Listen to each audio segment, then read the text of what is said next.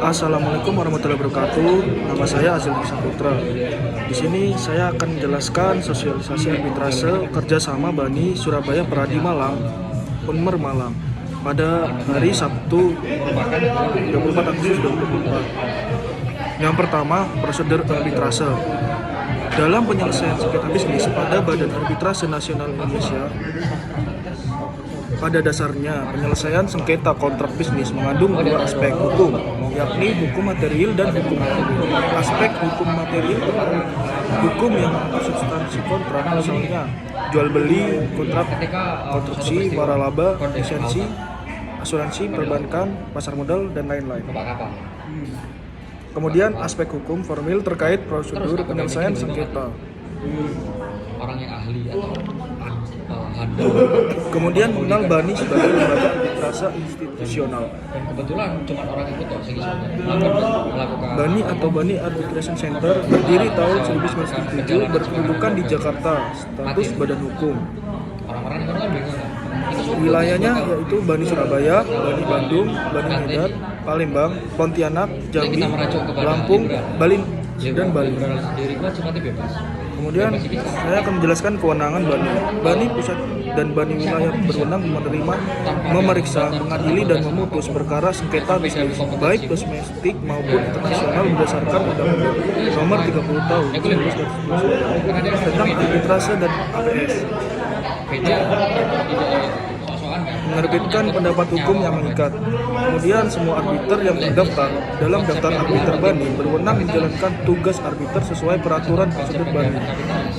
Hukum acara yang berlaku diantaranya HIR garis miring RBG, Undang-Undang 30 garis miring 1999, jurisprudensi, dan PP Bani. Di sini mengapa kita harus memilih forum Bani? Arbiter Bani dipilih dari praktisi dan akademisi yang berkompetensi dan berintegritas tinggi. Jadi para pihak tidak akan adil. Jadi para pihak tidak akan kesat atau tidak akan memikirkan bahwa sengketa yang dialaminya akan tidak kelar. Nah, kemudian biaya dan waktu terukur. Kemudian mengedepankan win-win solution. Kemudian ruang lingkup kewenangan, kompetensi absolut, sengketa di bidang perdagangan, pasal 5 ayat 1 Undang-Undang 30 garis miring 1999. Pada dasarnya meliputi semua jenis sengketa kontrak bisnis baik yang bersifat privat maupun publik, pembatalan manifestasi atau perbuatan melawan hukum. Di luar kewenangan yaitu sengketa yang tidak dapat diadakan perdamaian, sengketa keluarga, sengketa politik. Kemudian klausula arbitrase.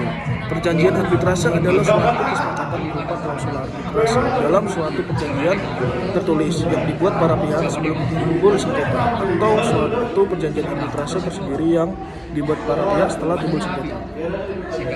Klausula arbitrase tertuang dalam kontrak atau perjanjian sebelum timbul sengketa. Akta kompromi setelah timbul sengketa. Nah, berikut contoh klausula arbitrase yang benar. Yaitu pasal titik-titik penyelesaian sengketa.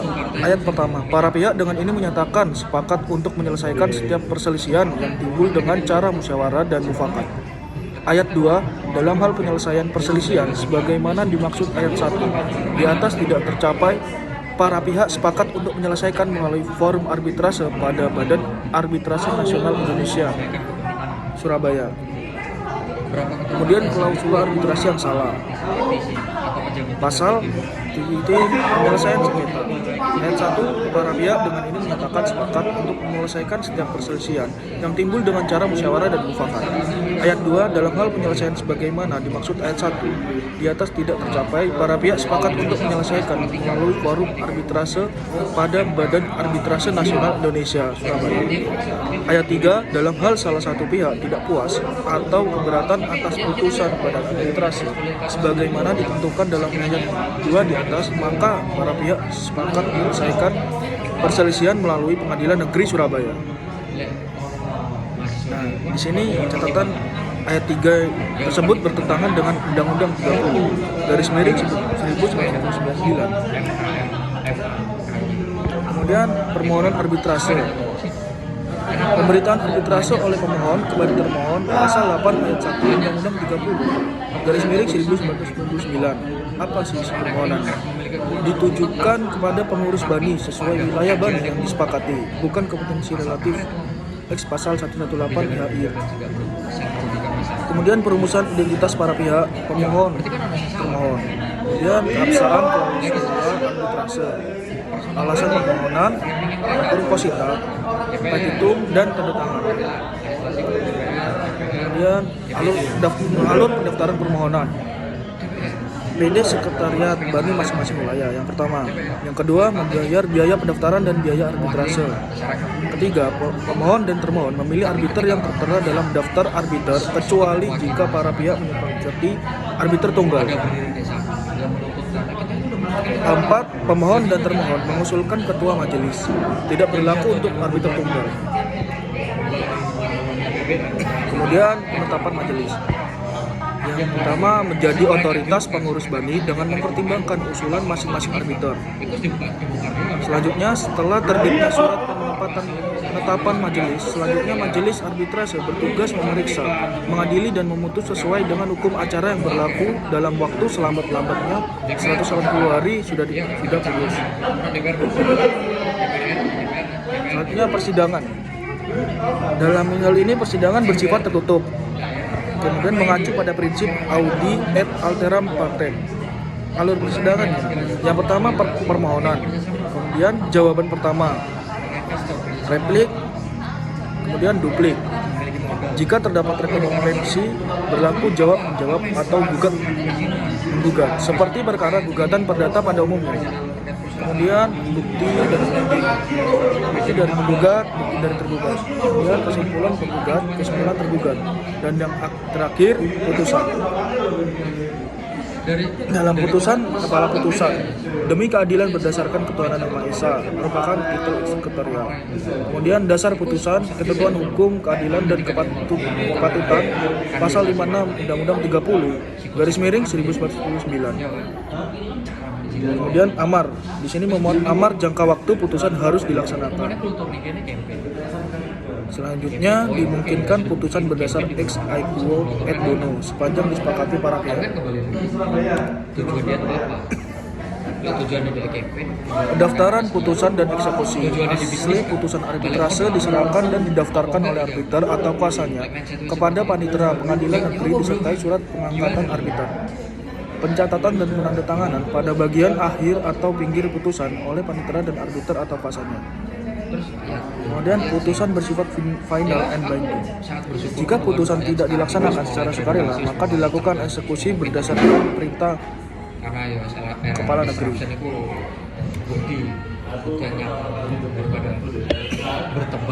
Pembatalan putusan. Permohonan pembatalan ke pengadilan negeri.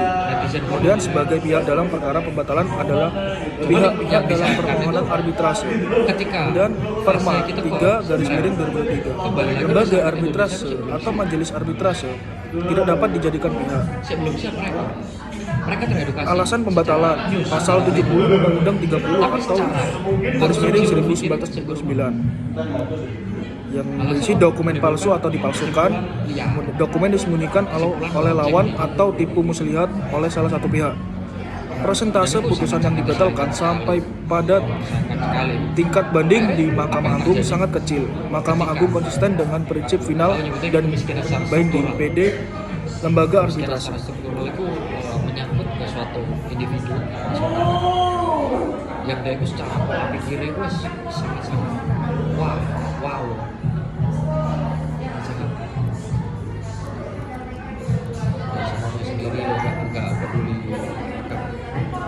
Putusan arbitrase bersifat final bedanya. Para pihak dapat mengajukan upaya pembatalan putusan arbitrase ke Pengadilan Negeri pasal 24 ayat 1 Perma nomor 3 tahun 2003. Kemudian terdapat 3 alasan sebagai syarat pembatalan putusan arbitrase, yaitu 1. Surat atau dokumen palsu atau dipalsukan. Dokumen yang disembunyikan oleh pihak lawan tipu muslihat oleh salah satu pihak. Pasal 2 tertera pada pasal 24 ayat 4. Partai Komunis. Penjelasan pasal 70 Undang-Undang 30 tahun 1999 tentang arbitrase dan dokumen palsu dan tipu muslihat harus dibuktikan dengan putusan pengadilan. Yang pertama, putusan Mahkamah Konstitusi nomor 15 garis miring PUU XI garis miring 12 menyebutkan penjelasan pasal 70 Undang-Undang 30 tahun 1999 tentang arbitrase dan APS tidak mempunyai hukum yang mengikat. Demikian pula Perma nomor tahun 2003 pasal 20 blok 11 menyatakan majelis hakim dapat mempertimbangkan alasan sebagaimana dimaksud pada ayat 10 pasal 24 tanpa adanya putusan pengadilan yang mendasarinya. Upaya pembatalan terhadap putusan arbitrase bentuknya permohonan dan bukan gugatan. Pihak termohon hanya berhak mengajukan tanggapan atas permohonan pembatalan putusan arbitrase. Kemudian proses mengadili atas permohonan pembatalan putusan arbitrase dilakukan secara sederhana, cepat, dan biaya ringan. Pasal 25 ayat 7 Perma nomor 3 tahun 2003. Tahapan persidangan pemeriksaan pembatalan putusan arbitrase sebagai berikut. Yang pertama, pembacaan permohonan, tanggapan, putusan sela, pembuktian, dan terakhir pembacaan putusan. Tertera pada pasal 26 ayat 2 Perma nomor 3 tahun 2003. Pada sidang pertama, pemohon tidak hadir dan tidak ada alasan yang sah, permohonan gugur. Tapi bila termohon yang tidak hadir tanpa alasan yang sah, sidang dilanjutkan pasal 26 ayat 3 dan 4 Perma 3 tahun 2003. Proses pembuktian masing-masing pihak diberi kesempatan satu kali saja dan bila baik pemohon ataupun termohon tidak ajukan bukti, dianggap tidak mengajukan haknya dalam proses pembuktian. Putusan atas permohonan pembatalan putusan arbitrase hanya dapat dikabulkan dalam keadaan sebagaimana telah disyaratkan, yaitu memenuhi alasan yang secara limitatif sudah ditentukan dalam pasal 24 ayat 4 Perma nomor 3 tahun 2003. Lembaga arbitrase, majelis arbitrase atau arbiter tidak dapat dijadikan pihak termohon atau turut termohon dalam pembatalan putusan arbitrase. Terhadap putusan pengadilan yang mengabulkan permohonan pembatalan putusan arbitrase dapat diajukan permohonan banding ke Mahkamah Agung yang memutus dalam tingkat pertama dan terakhir. Sekian dari saya. Assalamualaikum warahmatullahi wabarakatuh.